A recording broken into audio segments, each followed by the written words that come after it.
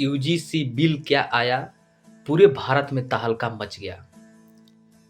एक बात तो यह साबित हुई कि यूजीसी बिल से कितने लोगों की औकात की पता चल गई। खासकर मैं एससी, एसटी और ओबीसी समाज के लोगों से कहना चाहता हूं कि तुम धर्म की झंडा लेकर घूमते हो और कहते हो हिंदू राष्ट्र होना चाहिए। वाह वाह रे तुम्हारी महानता। इस बिल से अगर तुम्हारे भेजे में नहीं खुलता है, अगर भेजा, तो तुम जानो कि तुम पर धर्म का भूत अभी भी सवार है। और नासा यूटोपियन विचारक एवं महान दार्शनिक कार्ल मार्क्स जी कहते हैं कि धर्म की नशा अफीम की नशे की तरह होती है। जब उतरेगा न धर्म के नशा, तो आपको पता चलेगा कि आप किस स्थिति में हैं।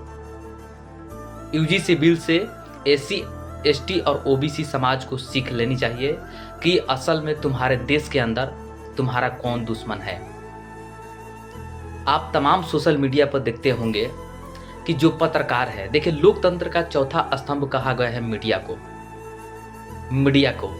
लेकिन मीडिया अगर इस तरह का व्यवहार करने लगे, यूजीसी बिल का विरोध करने लगे, तो क्या यह देश में लोकतंत्र का चौथा स्तंभ कहा जा सकता है? इसको कतई नहीं।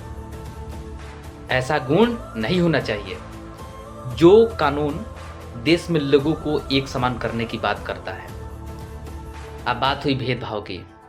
85% नहीं 90% शिक्षा संस्थाओं में आज भी गुलामी की पाठ पढ़ाई जा रही है। अब आप पूछिए कि कैसे? किताब में जो लिखी गई है घटनाएं इतिहास की, भारत में जो बीता है या जो हो रहा है, ऐसे भी शिक्षक हैं जो बच्चों को सही तरह से पढ़ा नहीं है, बता नहीं रहे कि आखिर तुम्हारे साथ क्या हुआ है या क्या हो रहा है, तो आप उसे गुलामी के जंजीर में पुनः बांधना चाहते हैं। इसी के खिलाफ यह कानून आया था, लेकिन किसी के मंजूर नहीं हुआ। कितने लोगों की औकात की पता चल गई। वाह, चलो जो भी हुआ बहुत कुछ बढ़िया हुआ। देखते हैं सुप्रीम कोर्ट ने अगली सुनवाई मार्च को रखा है यूजीसी बिल का। हालांकि यह कानून, यह जो बिल है यूजीसी बिल, हर हाल में और जोर शोर से लागू होनी चाहिए। अगर सुप्रीम कोर्ट किसी भी तरह की इसके साथ समझौता करती है, तो एससी और एसटी ओबीसी समाज के लोग बता देना चाहता हूं, भाई एकजुट होइए, हर हाल में जोर शोर से यह बिल लागू होनी चाहिए, कुछ भी हो जाए।